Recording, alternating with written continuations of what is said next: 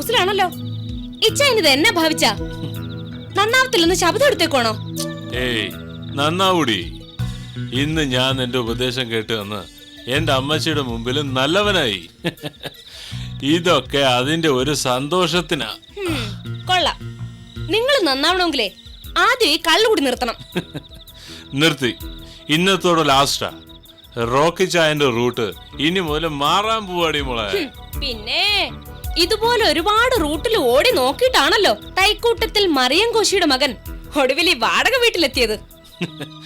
ഒന്ന് ക്ഷമിക്കടി ഗ്ലാഡിസേ. കാലം നന്നല്ലാത്തവന്റെ കയ്യിലെ കാശ് നിക്കത്തില്ല. അതെന്റെ കുറ്റമാണോ? അല്ല, ദൈവത്തിന്റെ കുറ്റം. ആ അങ്ങനെ പറ. പക്ഷെങ്കി ആ ദൈവം എന്റെ കാലം തെളിയിക്കാൻ പോവാ. റോക്കിച്ചാന്റെ സമയം തെളിയാൻ പോവാടി ഗ്ലാഡിസേ. ഇച്ചായൻ അമ്മച്ചിയെ കണ്ടതിന്റെ വിശേഷം ഒന്ന് പറ. ഇവിടുന്ന് പറഞ്ഞയച്ചപ്പോ തൊട്ട് എന്നതായെന്നറിയാതെ ഞാൻ ടെൻഷൻ അടിച്ച് കാത്തിരിക്കുകയായിരുന്നു. എന്നിട്ടും 4 കാലം കയറി വന്നേക്കുന്നു. ഇന്നത്തേക്കൊന്ന് ക്ഷമിച്ചേക്കാൻ പറഞ്ഞില്ലോടി. നാളെ തൊട്ട് തൈക്കൂട്ടത്തെ മറിയൻകോശിയുടെ സൽപുത്രനായി റോക്കി. സ്നേഹത്തെ പാട്ടിലാക്കി ആ തള്ളയുടെയും കൊച്ചുമോളുടെയും കഥ അവസാനിപ്പിച്ച് തൈക്കൂട്ടൻ തറവാടിന്റെ അവകാശം ഈ റോക്കി തിരിച്ചു പിടിക്കും. അയ്യോ, ഇതെന്നതാ പിന്നെ ഞാൻ കേൾക്കുന്നേ? ഗുണ്ടായിസം കൊണ്ട് നടന്നിട്ട് കിട്ടിയതൊന്നും മതിയായില്ലേ ചായന്? ഇനിയെങ്കിലും ഈ തണ്ടും തടിയും മാറ്റിവെച്ച് തലയ്ക്കകത്തുള്ളത് ഉപയോഗിച്ച് ആദ്യം തലവര മാറ്റാൻ പറഞ്ഞ കേക്കത്തില്ല. അയ്യോ, അപ്പൊ കൊല്ലണ്ടല്ലോ. വേണ്ട, പിന്നെ എന്നാ വേണമെന്ന് നീ തന്നെ പറ. ഇനി നിന്റെ ഉപദേശം കേട്ട് ജീവിക്കത്തുള്ളൂ എന്ന് വാക്ക് തന്നിട്ടല്ലയോ ഞാൻ അമ്മച്ചിയെ കാണാൻ പോയത്. സോറി ഗ്ലാഡിസ്, ഇനി നീ പറയും പോലെ ഉള്ളൂ. എങ്കി അമ്മച്ചിയെ കണ്ടിട്ട് എന്താ എന്ന് ആദ്യം പറ. എന്നാലല്ലേ ഇനി എന്തു വേണോന്ന് എനിക്ക് ആലോചിക്കാൻ പറ്റൂ. അവിടെ ഞാൻ കസറി ഗ്ലാഡിസേ അഭിനയിച്ച് കലക്കി. അമ്മച്ചിയുടെ മനസ്സിൽ ഇന്നലെ വരെ എന്നെ കുറിച്ചുണ്ടായ ധാരണ മൊത്തം കർത്താവിന് മുമ്പിൽ വെച്ച മെഴുകുതിരി പോലെ ഉരുകി ഒലിച്ചങ്ങ് പോയി. അതേടി മോളെ, അമ്മച്ചി എന്നെ അകത്തേക്ക് വിളിച്ചിരുത്തി അവിടത്തെ ചില ഉത്തരവാദിത്തങ്ങൾ വരെ വളരെ രഹസ്യമായിട്ട് എന്നെ ഏൽപ്പിച്ചേക്കുവാടി. എന്റെ കർത്താവേ, മതി, എനിക്ക് സമാധാനമായി. ഇനി ഇച്ചായം വന്ന് ഭക്ഷണം കഴിക്കേ, ബാക്കി നമുക്ക് അപ്പ പറയാം. നീ വിളമ്പ്, അപ്പോഴേക്കും ഞാനൊന്ന് കുളിക്കട്ടെ. ശരി.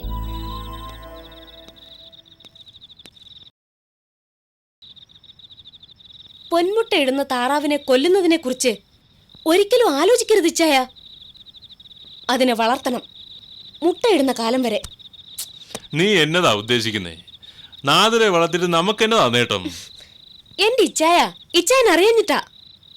അവള് മനസ്സ് വെച്ച് സിനിമയ്ക്ക് പാടിയാ മാത്രം മതി ലക്ഷങ്ങൾ ഉണ്ടാക്കാം. ഇപ്പോ ജേഡി സമ്മതിക്കാത്തതിന്റെ പേരിൽ മാത്രമാ അവൾ അതിന്നൊക്കെ ഒഴിഞ്ഞു നിൽക്കുന്നത്. അപ്പോ അവളെ ഒഴിവാക്കി സ്വത്ത് കൈക്കലാക്കലല്ലേ നമ്മുടെ പദ്ധതി? അത് ഏറ്റവും ഒടുവിൽ മതി. അതിനു മുമ്പ് നാദിരെ വെച്ച് നേടാൻ കഴിയുന്നതൊക്കെ നമ്മൾ നേടണം. അല്ലാതെ ആദ്യം തറവാട് സ്വന്തമാക്കാൻ ശ്രമിച്ചാലേ അവസാനം അത് മാത്രമേ കിട്ടൂ. ഇതാവുമ്പോ പെട്ടെന്നൊന്നും വറ്റാത്ത പണത്തിന്റെ ഒരു ഉറവ തന്നെയാ നമുക്ക് സ്വന്തമാക്കാൻ പറ്റുന്നേ. അതിന് ആദ്യം അവനെ അവളെയും തമ്മിൽ അകറ്റണം അല്ലേ? അതെ, അവരെ തമ്മിൽ പിരിച്ച് നാദിറയെ നമ്മുടെ വരുതിക്ക് തന്നെ കൊണ്ടുവരണം. അതിന് എന്തെങ്കിലും വഴിയുണ്ടോ നിന്റെ മനസ്സിൽ? ഉണ്ട് റോക്കിച്ചായ.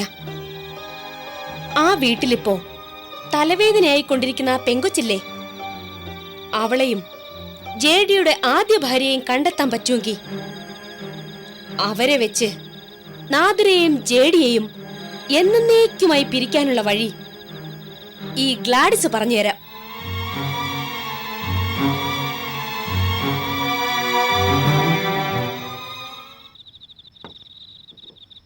നമ്മൾ എന്തു ചിന്തിച്ചാലും ദൈവം വിചാരിച്ചതുപോലെ മാത്രമേ നടക്കൂ അല്ലേ ചെറിയച്ച?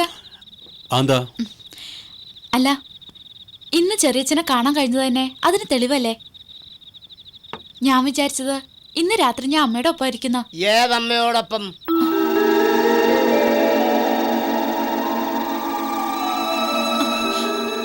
അല്ല, ശരിക്കും അമ്മ മണിയമ്മയാണെങ്കിലും അതിനേക്കാൾ സ്നേഹം ആൻറ്റിക്കാന്നല്ലോ. ഇവിടുന്ന് കുഞ്ഞു പോയതാണെങ്കിൽ രണ്ടുപേർക്കും അപ്പവും. അതുകൊണ്ട് ചോദിച്ചെന്നേ ഉള്ളൂ. വേണ്ട, ഇനി ആൻറ്റിയെ കുറിച്ചുള്ള ചോദ്യം ഉത്തരവൊന്നും വേണ്ട. മോൾ ആ കണക്ഷൻ വിട്ടു അല്ലേ?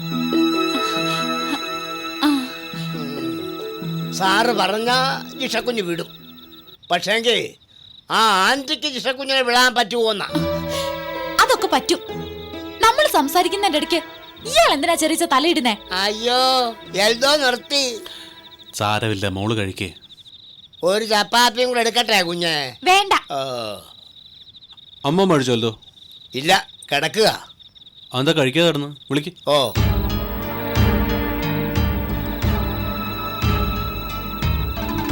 ചെറിച്ച, എനിക്ക് മതി, ഞാൻ എഴുന്നേക്കുവാ. മതിയായിട്ട് തന്നെ ആണോ? അതെ ചെറിച്ച. എന്നിട്ട്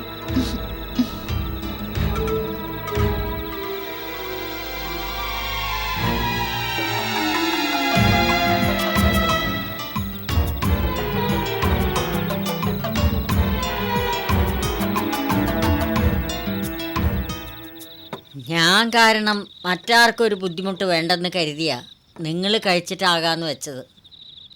അതിന് അമ്മാമ്മയെ കൊണ്ട് ഇവിടെ ആർക്കാ ബുദ്ധിമുട്ട്? ഞാൻ കരുതിയത് കഴിച്ച് കാണുമെന്നാ. അല്ല, ജിഷക്കുഞ്ഞ് വിശപ്പ് മാറിയിട്ട് തന്നെയാണോ മതിയാക്കിയത്? ആ, അതാണോ? അവൾ മതിയായിട്ട് തന്നെ അമ്മാമ്മ എണീറ്റത്. അല്ലാതെ വേറൊന്നും അവളിന് മനസ്സിൽ വയ്ക്കില്ല. ആ, അതിപ്പം മുഖത്ത് നോക്കിയപ്പോൾ എനിക്കും മനസ്സിലായി. ആ, അമ്മാമ്മയും കഴിഞ്ഞതൊക്കെ മറക്കണം. അതെന്നാ പറയാനാ? എൻ്റെ പേരക്കുട്ടിയുടെ വയസ്സ് പോലും ഇല്ലാത്തൊരു കൊച്ചിനെ പറ്റി ഞാൻ വേണ്ടാത്ത വല്ലതും മനസ്സിൽ വെക്കുവോ? എനിക്കിപ്പോൾ വിഷമം എൻ്റെ നാദരമോളെ ഓർത്തിട്ടാ. പോകുമ്പോൾ നിങ്ങൾ രണ്ടുപേരും ഒരുമിച്ചാ എന്നെ വന്ന് കണ്ടത്. തിരിച്ചു വന്നത് ജേഡി ഒറ്റയ്ക്കും. എന്നാ അവളുടെ അവിടുത്തെ വല്ല വിശേഷങ്ങളും അറിഞ്ഞോ? അതുമില്ല. വന്ന ഉടനെ ജേഡി ജിഷക്കുഞ്ഞിന്റെ പുറകെ പോയില്ലയോ? അതവിടെ പ്രത്യേകിച്ച് വിശേഷങ്ങളൊന്നും ഇല്ല മാമേ. വന്നപ്പോൾ ഞാൻ പറഞ്ഞില്ലേ, വർക്ക് 5 ദിവസം കൂടി ഉണ്ടാവും. അവള് തന്നെ എന്നെ ഇങ്ങോട്ട് വിട്ടത്. ആ, അവൾക്ക് ജേഡിയുടെ മനസ്സറിയാം. അമ്മാമ്മയ്ക്ക് പോയിട്ട് വല്ല അത്യാവശ്യം ഉണ്ടെങ്കിൽ ഞാൻ നാളെ തറവാട്ട് കൊണ്ടുവിടാം. വേണ്ട ജേഡി, ഞാൻ എൻ്റെ നാദരമോള് തിരിച്ചെത്തിയിട്ടേ ഇനി ഇവിടുന്ന് പോകുന്നുള്ളൂ. അതുവരെ എല്ലാവരും എന്നെ ഒന്ന് സഹിക്കാനാ? അമ്മാമ്മ ഉള്ളതൊരു സന്തോഷല്ലേ? ആ, എൻ്റെ മകൻ റോക്കി എന്നെ തിരക്കി വന്നിരുന്നു. അവനിപ്പോ അമ്മച്ചിയെ വേണമെന്നായിട്ടുണ്ട്. നാദിരമോള് വന്ന ശേഷം പോകുന്ന പോക്കിൽ അവൻ്റെ വീട്ടിലും കയറിയിട്ടേ തറവാട്ടിലോട്ടുള്ളൂ. ഇനി ചിലപ്പോ ഇങ്ങനെ ഒരു യാത്രയൊന്നും പറ്റിയില്ലെങ്കിലോ.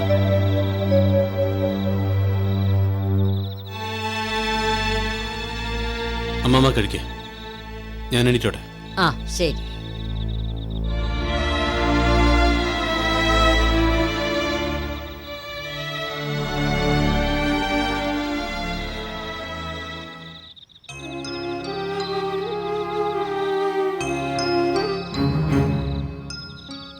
ഇതെന്താ അവിടെ തന്നെ ഒന്ന് കളഞ്ഞ്?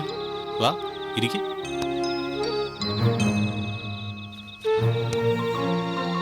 എന്തേ, ഉറക്കം വന്നില്ലേ? എന്തു പറ്റി? അമ്മയോടൊപ്പം കഴിയാൻ പറ്റാത്തതിന്റെ വിഷമാണോ? ഏയ്, അതിലും എനിക്ക് സന്തോഷം ചെറിയച്ഛനടുത്തുള്ളത് തന്നെയാ. എന്നിട്ടാണോ എന്റെ കണ്ണ് തെറ്റുമ്പോൾ ആൾ ഇവിടുന്ന് മുങ്ങുന്നത്? അതിലെനിക്ക് വിഷമമുണ്ട്. ചെറിയച്ഛന്റെ സ്നേഹം മനസ്സിലാക്കാൻ എനിക്ക് വേണ്ടി ചെറിയച്ഛൻ അനുഭവിക്കുന്ന പ്രയാസങ്ങൾ മനസ്സിലാക്കാതെ ഞാൻ ഇവിടുന്ന് പോവരുതായിരുന്നു. ആ വിഷമം എന്റെ ഉറക്കം പോലും നഷ്ടപ്പെടുത്തി.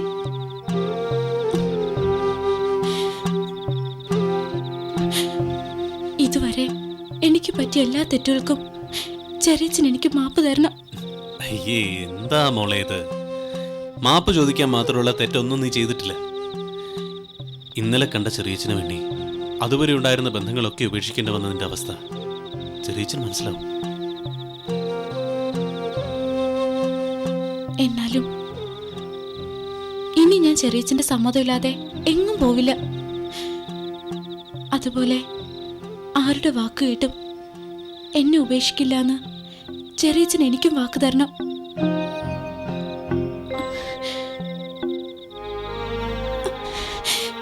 ഈ തലയിൽ കൈവച്ച് സത്യം ചെയ്യണം. ഇവളുടെ ഒരു കാര്യം.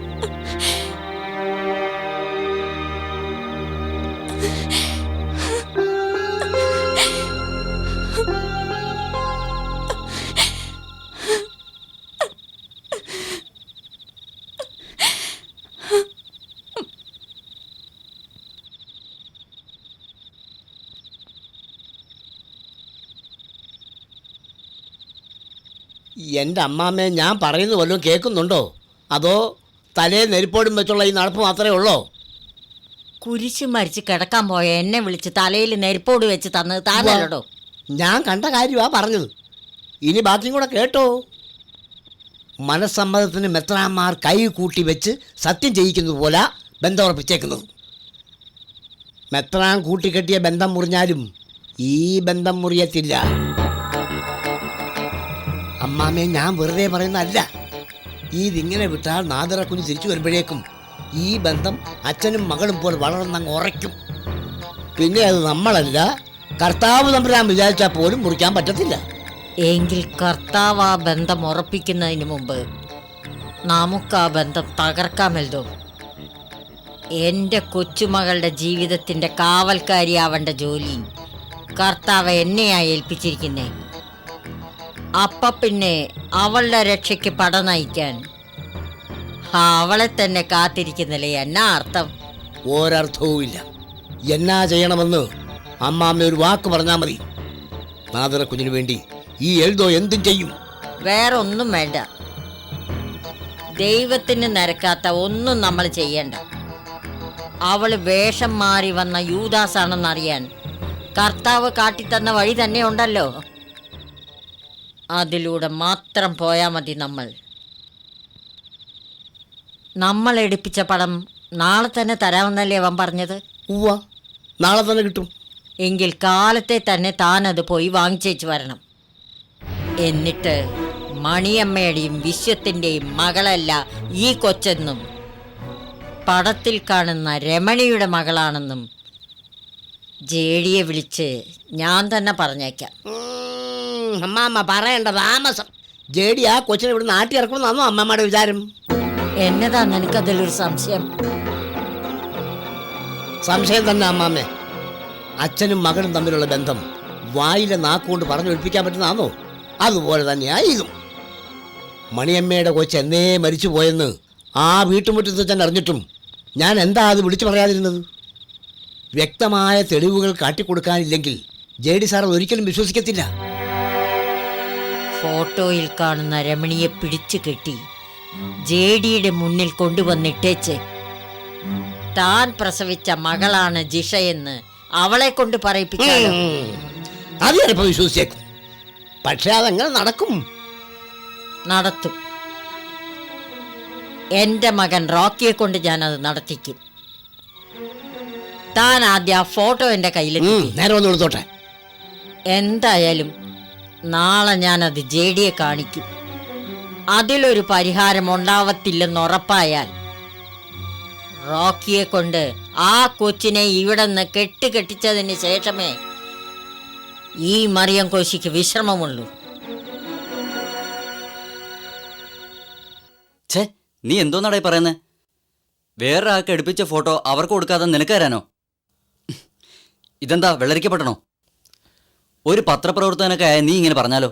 എടാ ദിലീപേ, ഞാൻ നിന്നോട് പറഞ്ഞല്ലോ, ഇതൊരു പെൺകുട്ടിയുടെ നിലനിൽപ്പിന്റെ പ്രശ്ന. ആ കുട്ടിയുടെ അമ്മയും വല്യമ്മയും തന്നെ ആ ഫോട്ടോയിൽ പോസ്റ്റ് ചെയ്തിരിക്കുന്നത്. അവളെ നീ അവിടെ കണ്ടു കാണും. ആ, ഞാൻ കണ്ടു. ഒരു ഫോട്ടോയ്ക്ക് പോസ്റ്റ് ചെയ്യാൻ പറഞ്ഞപ്പോ പറ്റില്ലെന്ന് പറഞ്ഞ മുങ്ങിയ കക്ഷിയല്ലേ? എടാ, മുങ്ങിയതൊന്നുമല്ല, അതിൽ ചില പ്രശ്നങ്ങളൊക്കെ ഉണ്ട്. അതൊക്കെ ഞാൻ വിശദമായിട്ട് നിന്നോട് പിന്നെ പറഞ്ഞുതരാം. എന്ത് പറഞ്ഞാലും ഇതൊക്കെ എനിക്ക് എങ്ങനെ ചെയ്യാൻ പറ്റുന്ന? നീ ചെയ്യണം. എടാ, നിനക്കറിയോ, ഇന്നലെ മുതൽ ആ സ്റ്റിൽസ് എടുത്ത ഫോട്ടോഗ്രാഫറെ തേടി ഞാൻ നടക്കുക.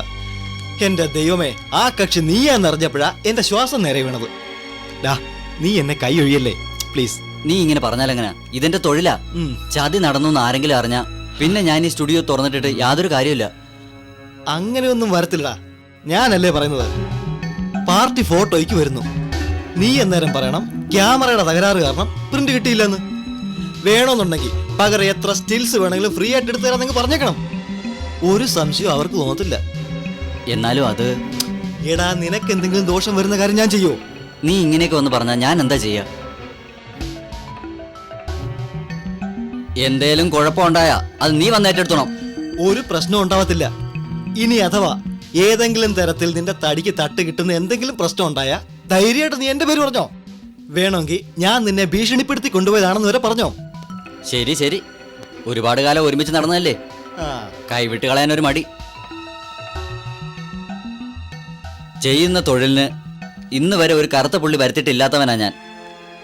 നീയായിട്ട് അത് വീഴ്ത്തിയാലുണ്ടല്ലോ, അന്നോടെ തീരും നമ്മുടെ ബന്ധം. ഇല്ലടാ, ഒന്നും സംഭവിക്കില്ല. ദാ നെഗറ്റീവ് അടക്കം എല്ലാം ഉണ്ട്. ആ. പാർട്ടി വന്നാലുടൻ എടുത്തു കൊടുക്കാൻ വേണ്ടി കവറിലിട്ട് വെച്ചതാ. ഇങ്ങത്താ. നോക്കിക്കോ. അയ്യോ, അതിനൊന്നും സമയമില്ല. ആ കുട്ടി ടെൻഷൻ അടിച്ച് ചാവുന്നതിന് മുമ്പ് എനിക്ക് അങ്ങ് എത്തണം. എന്നാ ഞാൻ പോട്ടെ. വിശദമായിട്ട് നമുക്ക് പിന്നെ കാണാം. താങ്ക്സ് ഡാ. ശരി.